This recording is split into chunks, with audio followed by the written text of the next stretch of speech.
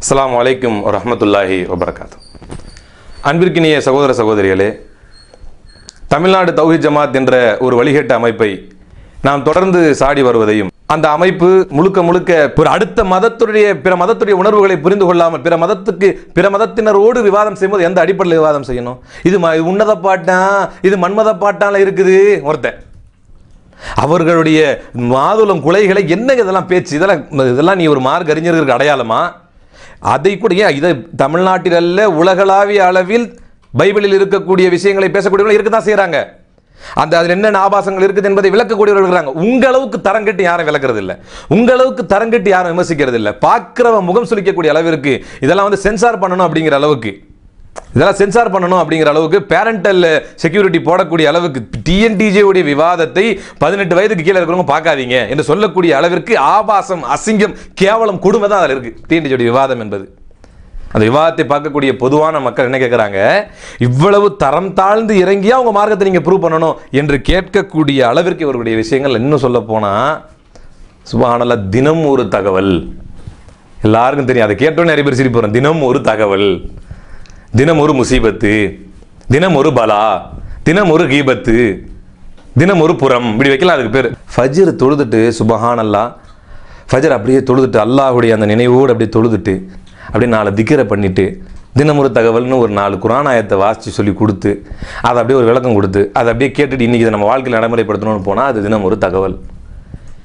யாரிடத்தில் யார் ஹோமோசெக்ஸ் செய்தார், யாரிடத்தில் யார் தொடர்பு வைத்துக் கொண்டார், யார் எந்த ஆணுக்கு பின்னால் போனார், யார் எந்த விடலை பையனை பார்த்து சைட் அடித்தார், இதாங்க தினம் ஒரு தகவல். உங்களுக்கு மார்க்கம்னா இவ்வளோ கேலியா போச்சா? பள்ளி வாசலில் ஃபஜ்ர் தொழுத பிறகு நின்று கொண்டு மக்களை வழிநடத்த வேண்டிய நீங்கள் அந்த வெந்த பூமியில் நொந்து பிழைக்கக்கூடிய மக்களிடத்திலே வசூல் செய்து வரக்கூடிய பணத்தில் மர்க்கசுகளை கட்டி வீடியோக்களை வாங்கி சேனல்களை டைம் எல்லாம் வாங்கி பாதிரியார்கள் குனிய வைத்து பெண்களை எப்படி பலூனதை சொல்லி கொடுத்தார்கள். கேவலமா இல்லையா? பள்ளிவாசல் நின்றுக்கிட்டு இதை விமர்சிக்கக்கூடிய வழி வகை இல்லையா உங்களுக்கு? தினம் ஒரு தகவல் என்ற அடிப்படையில் இவன் யார் ஒரு பெட்டை, இவன் ஒரு கோழை, இவனை நீங்க விவாதத்துக்காக கட்டி எடுத்துன்னு வச்சீங்கன்னு சொன்னா அவன் மறு நிமிஷமே ஓடி போயிடுவான். இப்படியாங்க நீங்க பேசுறது? ஒரு சூனியத்தை பத்தி பேசுறாங்க. சூனியத்தை பத்தி பேச வரும்பொழுது இந்த சூனியத்தை நிரூபிக்க திராணியற்ற சூனியக்காரர்கள் இப்படிதான் ஆரம்பிப்பீங்களா? உங்க வாதத்தையே முன்னால் ஆரம்பிக்கும்போது இப்படிதான் ஆரம்பிப்பீங்களா?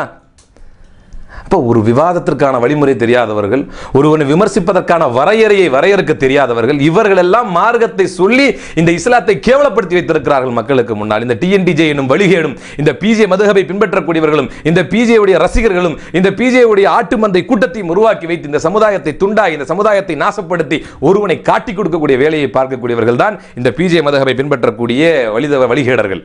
இதை அடுத்து வரக்கூடிய இளம் தலைமுறையினர், சிந்திக்கும் தகுதி படைத்த மக்கள், அந்த அமைப்பிலேயே இருக்கக்கூடிய நல்ல உள்ளம் கொண்டவர்கள் இதை யோசித்து சிந்தித்து பார்த்து இந்த பிஜே மதுஹபுக்கு ஒரு முடிவு கட்டி இந்த டிஎன்டிஜே எனும் வழிகேடை வழிகேடாக உணர்ந்து அதற்கு எதிராக பிரச்சாரம் செய்யக்கூடிய நன்மக்களாக அல்லாஹ் நம் அனைவரையும் ஆக்கில் புரிவானாக. வாஹிர் தவானா அல்ஹம்துலில்லாஹி ரப்பில் ஆலமீன். அஸ்ஸலாமு அலைக்கும் வரஹ்மத்துல்லாஹி வபரகாத்துஹு.